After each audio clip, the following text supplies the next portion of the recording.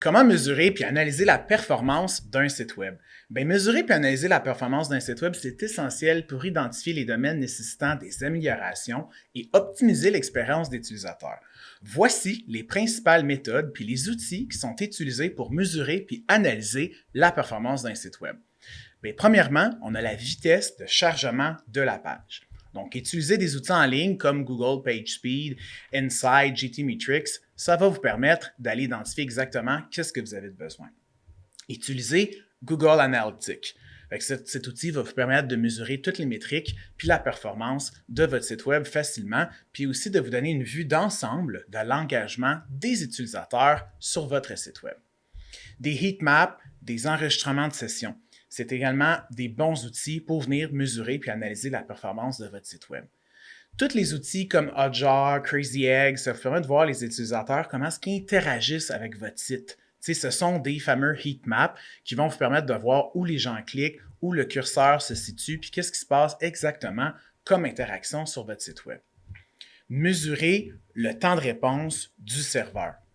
Donc, observez vraiment la vitesse à laquelle il va répondre. Utilisez des outils pour monitorer le serveur en temps réel pour voir qu'est-ce qui se passe quand les gens sont sur votre site web, puis identifier les problèmes de la machine ou des bases de données. Vous pouvez aussi mesurer le temps d'interactivité. Donc, qu'est-ce que c'est ça? C'est quand vous utilisez des outils comme Google Chrome, par exemple, il y a Lighthouse. Donc, vous allez voir le temps d'interactivité. Ça correspond au moment où une page elle devient réactive pour l'utilisateur. Donc, quand elle a fini de télécharger.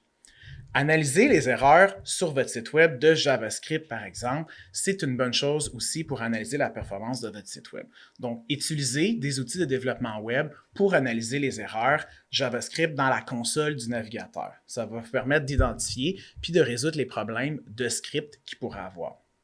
Le monitoring en temps réel, utilisez des services de monitoring comme New Relic qui vont vraiment venir dire qu'est-ce qui se passe en temps réel quand les gens sont sur votre site web.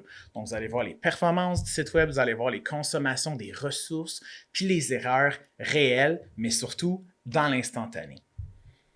Faites des tests de charge puis de stress. Donc, effectuez des tests où est-ce que vous allez pousser la machine au maximum, le Apache, le Gmeters, le LoadRunner, pour évaluer comment votre site web va se comporter s'il y a une charge qui est vraiment élevée. Analysez les erreurs de la page. Donc, surveillez, est-ce qu'il y a des erreurs 404? Est-ce qu'il y a des erreurs de serveur? Est-ce qu'il y a des erreurs 500?